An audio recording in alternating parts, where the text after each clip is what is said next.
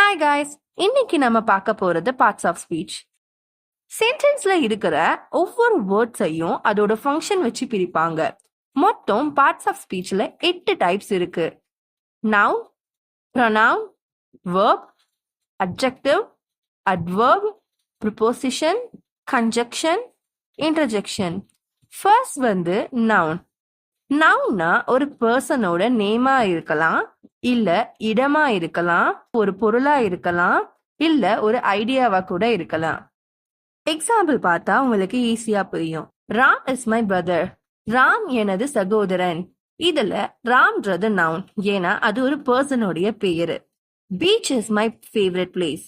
இதுல பீச்ன்றது நவுன், ஏன்னா இது ஒரு லொகேஷனை குறிக்குது. Book is on the table.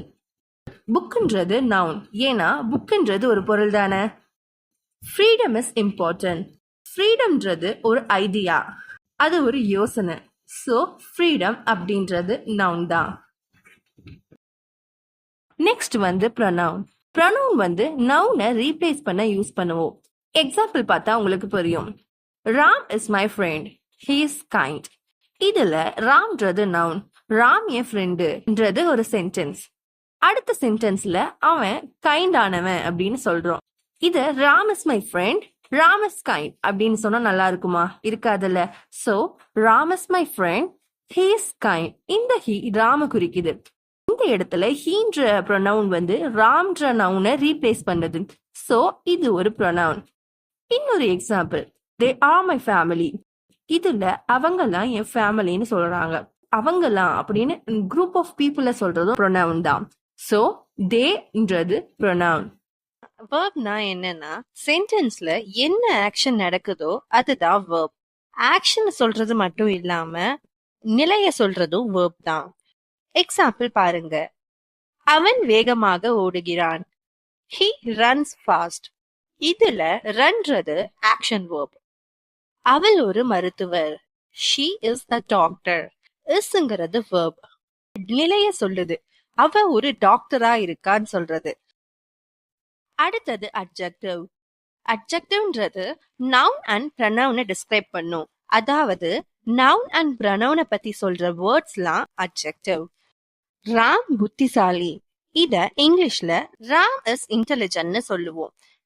இந்த சென்டென்ஸ்ல ராம்ன்றது நவுன், அவன் இன்டெலிஜென்ட் ஆனவன் அப்படின்னு சொல்றது adjective.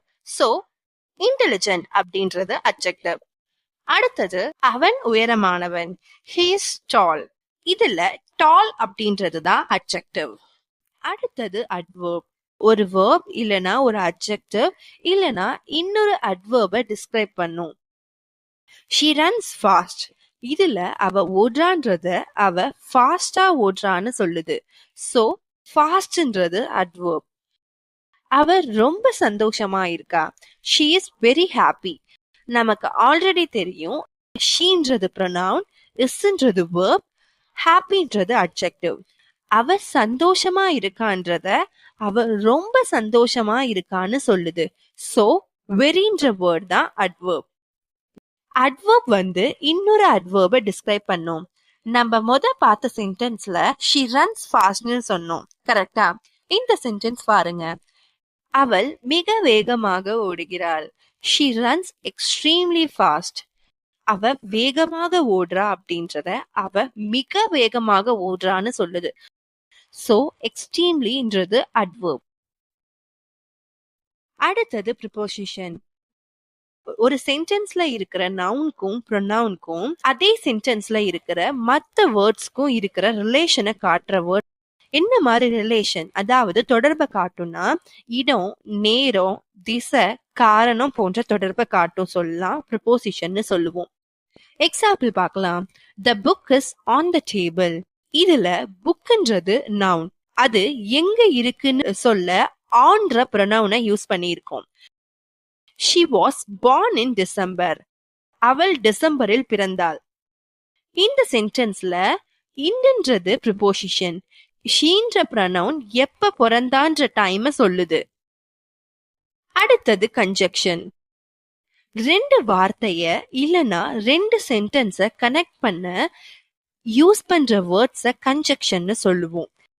I like apple and banana. எனக்கு ஆப்பிள் மற்றும் வாழைப்பழம் பிடிக்கும். இதுல ஆப்பிள் பனானான்ற ரெண்டு வேர்டை ஜாயின் பண்ண அண்ட் அப்படின்ற கன்ஜெக்ஷனை யூஸ் பண்ணியிருக்கோம். It's hot but I like it. இது சூடானது ஆனால் எனக்கு பிடிக்கும். இட்ஸ் ஹாட் அப்படின்றது ஒரு சென்டென்ஸ், ஐ லைக் இட் அப்படின்றது இன்னொரு சென்டென்ஸ். இந்த ரெண்டு சென்டென்ஸையும் பட் அப்படின்ற கன்ஜெக்ஷன் லிங்க் பண்ணுது. பட் அப்படின்னா ஆனால். கடைசியா இன்டர்ஜெக்ஷன். ஸ்ட்ராங் ஃபீலிங்ஸை எக்ஸ்பிரஸ் பண்ற வேர்ட்ஸை எல்லாமே இன்டர்ஜெக்ஷன்னு சொல்லுவோம். எக்ஸாம்பிள் பார்க்கலாம். ஆஹா, அந்த ஓவியம் அற்புதமாக இருக்கிறது. Wow, that painting is amazing. இதுல வாவ் அப்படின்றது இன்டர்ஜெக்ஷன். அது மிகவும் வலித்தது. Ouch, that hurts a lot. ரொம்ப வலிச்சது அப்படின்னு நம்ம ஸ்ட்ராங் ஃபீலிங்க அவுச் அப்படின்னு சொல்றோம்ல. அதனால இந்த சென்டென்ஸ்ல அவுச் அப்படின்றது இன்டர்ஜெக்ஷன். சோ கைஸ், இதுதான் 8 வகையான பார்ட்ஸ் ஆஃப் ஸ்பீச். இப்போ உங்களுக்கு இங்கிலீஷ்ல சென்டென்ஸ் ஸ்ட்ரக்சர் ஈஸியா புரியுதா? ஏதாவது டவுட்ஸ் இருந்தா கமெண்ட் செக்ஷன்ல கேளுங்க.